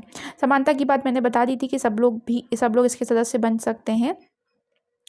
अब लाभ का विभाजन कैसे होता है, तो लाभ का विभाजन की अब लाभ का विभाजन कैसे होता है, तो जो सहकारी समिति का जितना भी लाभ होता है, जैसे एग्जाम्पल के लिए जो मधुरापुर वाला भी हमने केस पढ़ा था, तो उसमें अगर 25% ये लोग क्या करते हैं, संचित कोष में डाल देते हैं, उसको रिजर्व कर लेते हैं। 25% जितना भी प्रॉफिट होता है, किसके लिए, कि आगे जाकर कुछ मशीन करनी है, कुछ भी आगे उनको सडनली कुछ खर्च करना है, तो 25% में से खर्च होगा। और जो 75% प्रॉफिट होता है, इसको क्या करते हैं, इसको किसानों में जो अन्य योजनाएं हैं उन पर खर्च कर दिया जाता है। तो ये होता है यहाँ पे चैप्टर खत्म। लास्ट चैप्टर है ये खाद्य सुरक्षा। इसमें हम फूड सिक्योरिटी के बारे में, पीडीएस के बारे में जानेंगे। एक दो मैं एक्स्ट्रा एक्ट बताऊंगी जहाँ से क्वेश्चन बनते हैं जनरली फूड सिक्योरिटी से लेकर के, तो वो सब मैं इस वीडियो में कवर कर दूंगी। अभी यहाँ स्टोरी बताई जा रही है, लेकिन हम मेन टॉपिक पे आते हैं। कुपोषण, जो माल न्यूट्रिशन होता है वो क्या होता है, जब शरीर में पर्याप्त मात्रा में आहार, जो पौष्टिक आहार है वो नहीं मिलता है, तो जो कंडीशन बनती है उसको कुपोषण कहा जाता है। ऐसे परिवार जो लंबे समय तक कुपोषित हैं या फिर उनको पौष्टिक या पर्याप्त भोजन नहीं मिल पा रहा है, तो वो यही कुपोषण की वजह से ही वो आगे आने वाली संतानों को भी ये कंडीशन देते हैं। इसे ही चिरकारिक भूख से ग्रस्त कहा जाता है। तो जो बच्चे जन्म लेते हैं वो भी कुपोषित होंगे तो उनको चिरकारिक भूख से ग्रस्त कहा जाता है। अब ये बच्चे जो कुपोषित बच्चे होते हैं, इनमें क्या क्या कैसे पहचाना जाता है, तो इनमें शरीर की वृद्धि का रुकना, शरीर में जो प्रॉपर वृद्धि नहीं हो पाती, खून की कमी का होना, मांसपेशियां ढीली हो जाना, शरीर का वजन कम होना, हाथ पैर पतले और पेट मोटा होना। ठीक है, ये जनरली एक ऑप्शन देखने को मिलता है। कमजोरी महसूस होना, जो महिलाएं होती हैं उनमें खून की कमी होती है, तो खून की कमी का होना क्या बोला जाता है, एनीमिया बोला जाता है, एनीमिया। ठीक है, एनीमिया से ग्रसित है, मतलब खून की कमी से हीमोग्लोबिन की कमी रहती है। लंबे समय तक कम भोजन मिलने की वजह से उनका वजन लगातार कम होता रहता है। ये NF national family health survey report के अकॉर्डिंग कहा गया है। अब एक बहुत इंपॉर्टेंट पॉइंट बताया गया यहाँ पे कि भारत में संविधान में सभी व्यक्तियों को जीने का मौलिक अधिकार है, फंडामेंटल राइट है, राइट टू लाइफ। ये कौन से आर्टिकल में कहा गया, तो ये आर्टिकल 21 में है। ठीक है, आर्टिकल 21 में प्राइवेसी, इसमें प्राइवेसी भी आ जाता है, जीने का अधिकार, ये सारी चीज़ें जो हैं आर्टिकल 21 में आती हैं। अब यहाँ पे नेक्स्ट पॉइंट जो आता है वो है रोजगार की तलाश। अब यहाँ एक पॉइंट बताया गया कि ग्रामीण क्षेत्रों में 40% महिलाएं हैं और 30% जो पुरुष हैं वो कुपोषण के लक्षण पाए जाते हैं, जनरली ग्रामीण क्षेत्रों में देखा जाता है। रोजगार की तलाश की बात हो रही है, तो जो ST SC हैं उनके पास इतना, जो भूमि का या OBC हैं उनके पास भूमि का इतना आधार स्ट्रांग नहीं होता, कमज़ोर होता है, तो भूमि की उत्पादकता भी कम होती है। तो इसके लिए खाद्य की दृष्टि से मतलब ये इनके पास जो अन्न वगैरह होते हैं तो इतना सिक्योर नहीं रहते हैं, इसीलिए इनको रोजगार करना पड़ता है। अब रोजगार करते हैं तो यहाँ पे एक योजना है मनरेगा। मनरेगा के बारे में पहले भी बात कर चुके हैं, एक बार रफली जान लेते हैं। मनरेगा की शुरुआत कब हुई थी, 2000। मनरेगा एक्ट, पहले था नरेगा एक्ट। ठीक है, नरेगा, नरेगा का मतलब है national rural employment guarantee act. कब का है, 2005 का है। 2006 में एक्ट है, 2005 का लागू होता है 2006 में कहाँ से, आंध्र प्रदेश के अनंतपुर से, यहाँ से लागू होता है। एंड देन 2009 में इसका नाम कर दिया जाता है मनरेगा, मतलब Mahatma Gandhi national rural employment guarantee act, ये कर दिया जाता है। इसका कार्य क्या है, इसका कार्य है कि ग्रामीण क्षेत्रों के लिए यह है कि एक वर्ष में मिनिमम 100 दिन का काम रोजगार उपलब्ध कराना इसका काम होता है। ठीक है, ये मनरेगा, इसमें ग्रामीण क्षेत्रों में जो रूरल एरियाज़ में मजदूर हैं या फिर जो पिछड़ी जाति के लोग हैं उनको 100 दिन का रोजगार उपलब्ध कराना होता है। उसके अलावा यहाँ पे 1/3 रिजर्वेशन भी दिया गया है महिलाओं को। तो ये बात हो। अब मेन टॉपिक पे आ जाते हैं जो कि चैप्टर था खाद्य सुरक्षा के आयाम। तो खाद्य सुरक्षा के क्या आयाम होते हैं फूड सिक्योरिटी के, तो देश में प्रचुर मात्रा में खाद्यान्न उपलब्ध, जो खाद्यान्न है वो उत्पादन हो और सरकारी अनाज भंडारों में खाद्यान्न का पर्याप्त स्टॉक हो। तो ये एक, इससे मतलब ये एश्योर होता है कि फूड सिक्योरिटी है। प्रत्येक व्यक्ति को PDS के माध्यम से उचित मूल्य का खाद्यान्न उपलब्ध कराया जाए। जो सार्वजनिक वितरण प्रणाली होती है, जो कोटा है जिसमें चावल और ये गेहूं मिलता है, तो ये उचित मात्रा में उचित मूल्य पे ये मिल सके। लोगों के पास अपनी भोजन संबंधी आवश्यकताओं को पूरा करने के लिए धन हो, कि वो उनके पास इतना पैसा है कि वो अपनी भोजन संबंधी आवश्यकताओं को, नीड को पूरा कर सकें। अब भंडारण की बात हुई है तो हम जान लेते हैं। यहाँ से क्वेश्चन बनता है कि जो FCI है, FCI food corporation of India के माध्यम से सरकार द्वारा लोगों को अनाज, गेहूँ और चावल दिए जाते हैं। तो जो PDS का जो काम होता है, पब्लिक डिस्ट्रीब्यूशन सिस्टम, सार्वजनिक वितरण प्रणाली, ये कौन करवाता है, तो FCI कराता है। FCI का फुल फॉर्म क्या है, फूड कॉर्पोरेशन ऑफ इंडिया। अब ये क्या करती है, फूड कॉर्पोरेशन ऑफ इंडिया, भारतीय खाद्य निगम खाद्यान्न उत्पादन वाले राज्यों के किसानों से गेहूं और चावल खरीदता है और किसानों को उनकी फसल के लिए पहले से ही घोषित कीमतें दी जाती हैं। मतलब पहले से ही अनाउंस कर दिया जाता है कि इस बार गेहूं इतने में, जो अनाउंस किया जाता है रुपए, उस मूल्य को MSP बोलते हैं, मिनिमम सपोर्ट प्राइस, न्यूनतम समर्थन मूल्य। ये पहले इसलिए किया जाता है ताकि जो किसान है वो ज़्यादा से ज़्यादा उत्पादन कर सकें। तो इन फसलों के उत्पादन को प्रोत्साहन देने के उद्देश्य से कि फसलों का उत्पादन और हो, उनको इनकरेज करने के लिए बुआई के समय से, मौसम से पहले ही सरकार क्या करती है, हर वर्ष MSP को अनाउंस करती है, मिनिमम सपोर्ट प्राइस को अनाउंस करती है। उसके बाद जो ये क्या करती है, MSP पे सरकार किसानों से खरीदती है अनाज को और फिर उसको स्टोर करती है। तो जो स्टोर करते हैं खाद्य भंडारों में उसको बफर स्टॉक बोला जाता है। ठीक है, बफर स्टॉक, ये सारा काम कौन कर रहा है? सरकार के बिहाफ पे एफसीआई करती है। एफसीआई एक संस्था है जो कि ये काम करती है। एफसीआई के इस बफर स्टॉक को सरकार राशन की दुकानों के माध्यम से, जो कोटा शॉप्स होती हैं उनके माध्यम से समाज में वितरण करती है, समाज में डिस्ट्रीब्यूट करती है। इसी को बोला जाता है सार्वजनिक वितरण प्रणाली। ठीक है, पब्लिक डिस्ट्रीब्यूशन सिस्टम।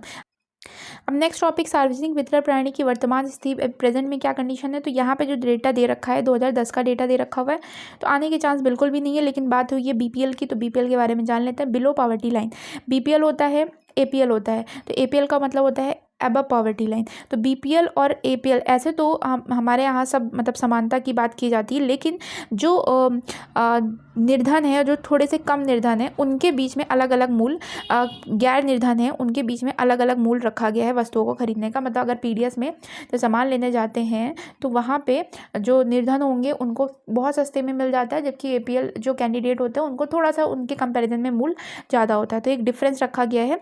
इसके बाद मध्याह्न भोजन योजना की बात हुई है, तो जिसको मिड डे मील योजना कहते हैं। मिड डे मील योजना की शुरुआत कब हुई थी? तो 15 अगस्त 1995 को औपचारिक रूप से प्रॉपर तरीके से शुरू हुआ था। अब मिड डे मील योजना का उद्देश्य क्या होता है? तो ये जनरली क्वेश्चन पूछा जाता है कि मिड डे मील योजना का उद्देश्य था कुपोषण को कम करना। एक ही उद्देश्य नहीं था, उसके अलावा दूसरा उद्देश्य भी था सामाजिक दूरी को भी कम करना, कि जो भेदभाव होता है वो बच्चों में ये चीज़ें ना आए और बच्चे आपस में बैठ करके साथ में बैठ के खाना वाना खा सकें इस तरीके से।